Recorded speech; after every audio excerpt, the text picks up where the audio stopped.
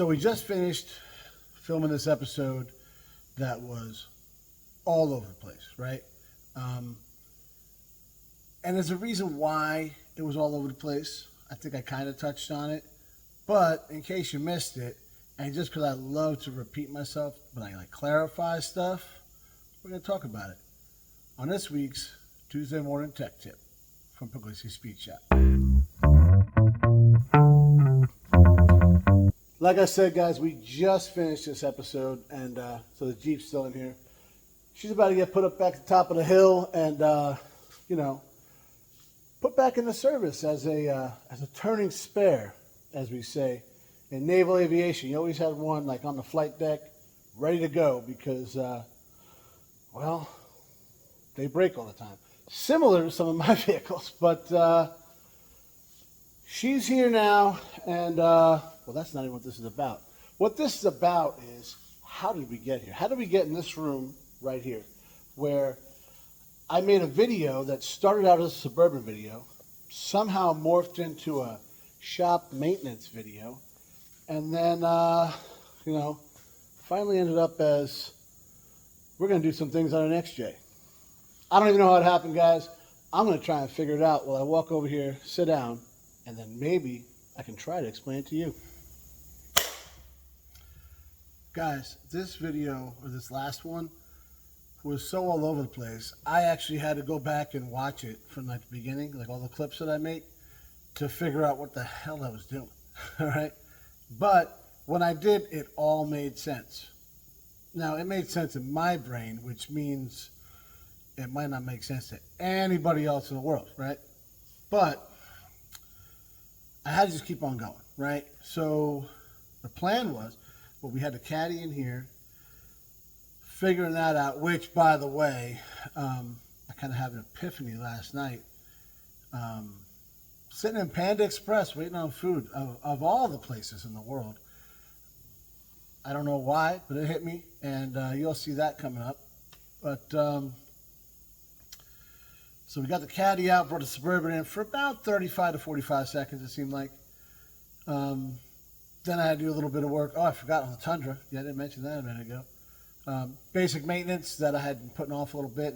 That's never good, especially with how often I drive that thing, the distance we go, just how much we rely on it. Like, that was a bad idea. I let it go over the mileage. Should never do that. Luckily, I run Mobile One in that thing with the with the 20,000 mile filter or whatever, like the best of it, right? So I had a little bit of peace of mind, but not really. And I bought the wrong filter because I don't even know why. But either way, we got that done.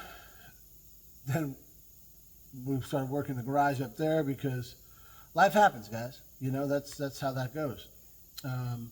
Speaking of life happening, this thing catches a flat, and not the end of the world. I mean, it's a flat tire, right? It happens.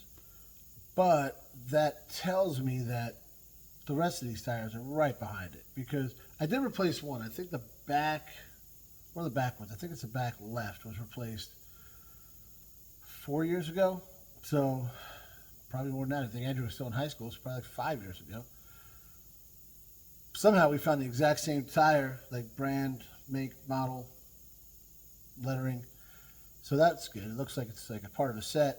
It was about as worn, though, so you know what that means. So I know the rest of them are about to go, right? That's why I said there's stuff coming up on this. Because I've been wanting to do a bunch of stuff for a while, and I just didn't. If you guys have noticed, my MO is wait till it breaks, right? I've done it on everything. I did it with the lighting. I put it off like one by one, those ballasts were going out, and I was like, oh, I should fix that. Oh, I should fix that. But I got so many, take on so much, guys. And that's part of it, right?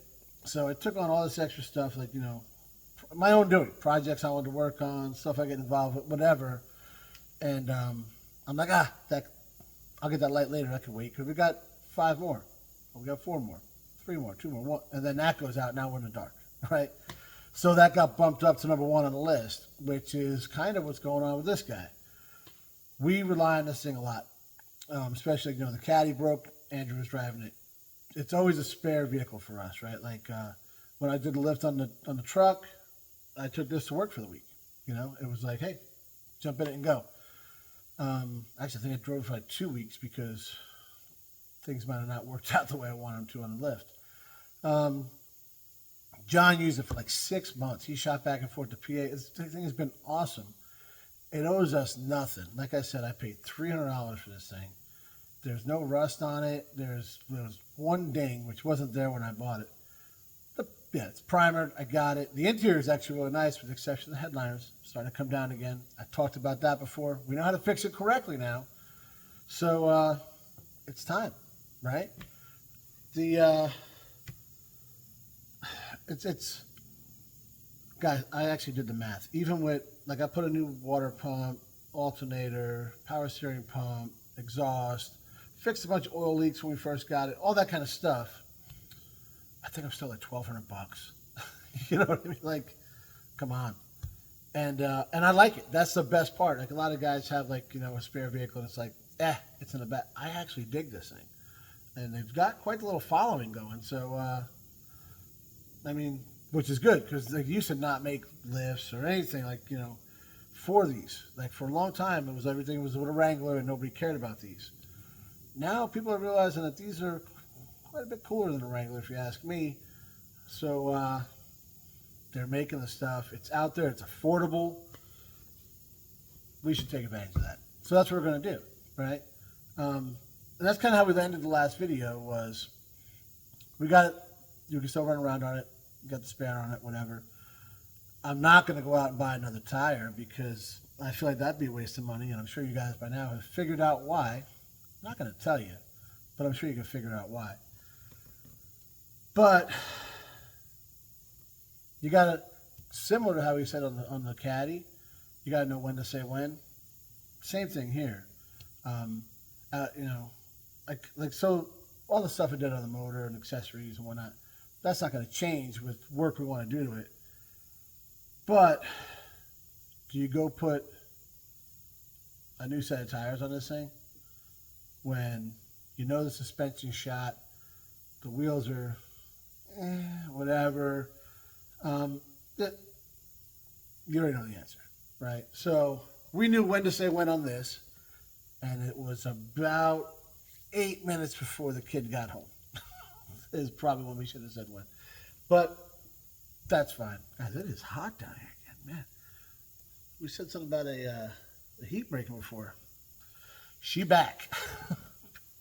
We got something down here called like false fall. That happened about a week ago. Now it's summer number 2 or 3, whatever we're on now. I don't know. I'm over it. But I'm rambling, so I'm going to go ahead and end this and let you guys know, just because you're trying to do, and this is kind of the point I was trying to make. I set out to work on the Suburban. I barely did that. However, I somehow figured out an idea on the caddy. We got everything up at the house fixed. We got stuff taken care of, not everything, but that project at the house fixed. We got the maintenance on the Tundra taken care of. The stain on the seat was driving me nuts. So I got a bunch accomplished, but not exactly where I wanted. You're still making progress. So I'm calling it a win. Thanks for watching, guys.